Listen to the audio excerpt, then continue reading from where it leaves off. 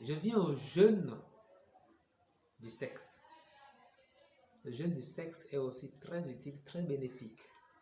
Et quand je dis jeûne du sexe, rappelez-vous de ma définition du jeûne. J'ai droit, j'en ai les moyens, j'ai accès, j'ai l'opportunité. Mais je m'en prive de façon intentionnelle et volontaire. Ça suppose que, parlant du sexe, pour moi, ceux qui ont droit au sexe, c'est ceux qui sont mariés et femmes. Donc, je parle bien de couple quand je parle de sexe et donc du jeûne du sexe. Quand donc on est en couple et que on a, ça a été dit dans les Écritures saintes, Saint Paul l'a dit, quand on a un combat spirituel, quand on a un objectif d'élévation précis ou donné, on peut convenir au sein du couple de jeûner du sexe. Je dis convenir parce que c'est important de le préciser. Quand je suis en couple, je ne peux pas décider moi seul de faire du jeûne du sexe sans que mon conjoint ou ma conjointe y adhère ou soit, disons, partant ou partante. Parce que il est dit que quand je suis en couple, mon corps ne m'appartient plus, il appartient à mon conjoint ou à ma conjointe. Et donc, c'est une négociation, c'est une convention, c'est une planification, c'est une concertation, c'est une complicité que de faire du jeûne du sexe. Et pour un objectif donné. Et il est très utile. Il peut se faire pour 1000 raisons. Mais j'en cite quelques-unes. La privation du sexe, quand même on en a le droit, déjà nous exerce à la maîtrise de soi, de ce point de vue, parce que c'est une des choses qui fait la destruction du monde d'aujourd'hui, c'est-à-dire notre facilité à aller au sexe, notre goût démesuré du sexe. Donc ça nous exerce déjà à la maîtrise de soi.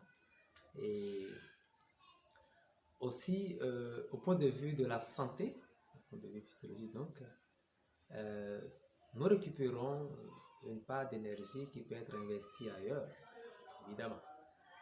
Et au point de vue émotionnel, certainement, cela nous permet d'être plus attrayants, plus intéressés et intéressants quand on sort du jeûne du sexe et qu'on se remet à l'acte conjugal. Ça va être certainement plus agréable, plus allumant en fait. Parce que tout ce qui a de la valeur devrait se faire rare. Et tout ce qui voudrait avoir de la valeur devrait se faire rare. Et tout ce qui est rare également prend de la valeur, évidemment.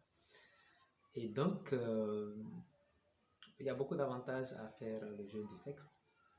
Et l'un des avantages, en tout cas qui m'enchante le plus, c'est les avantages au plan spirituel.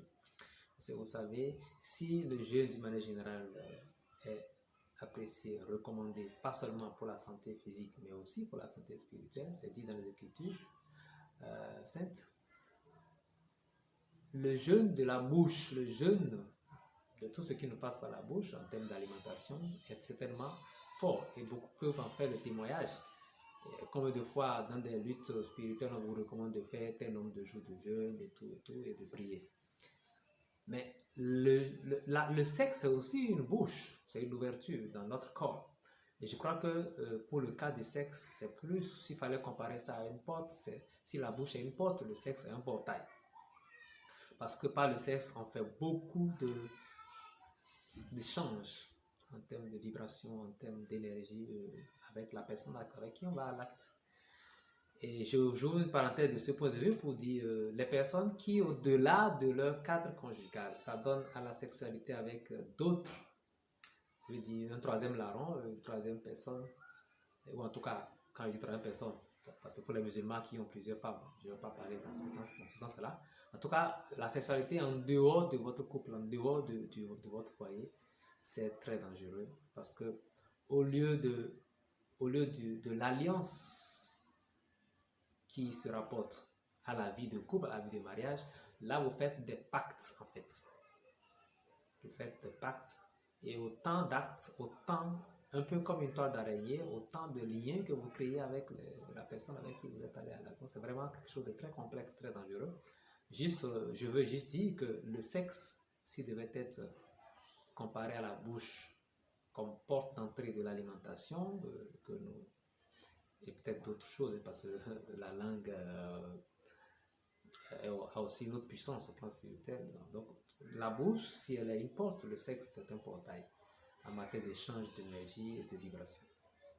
Donc, le jeu du sexe, moi, je l'aime bien et je le fais en concertation avec mon épouse et ça a beaucoup d'avantages. Pour ceux qui veulent en savoir plus, on pourra creuser plus, évidemment. Mais je me sens très épanoui avec cela. Et du coup, ma femme, pour moi, est toujours comme au premier jour. Je la désire comme au premier jour. Parce que nous ne faisons pas du sexe quelque chose de quotidien, quelque chose de... comme le repas quotidien. Voilà. Le jeu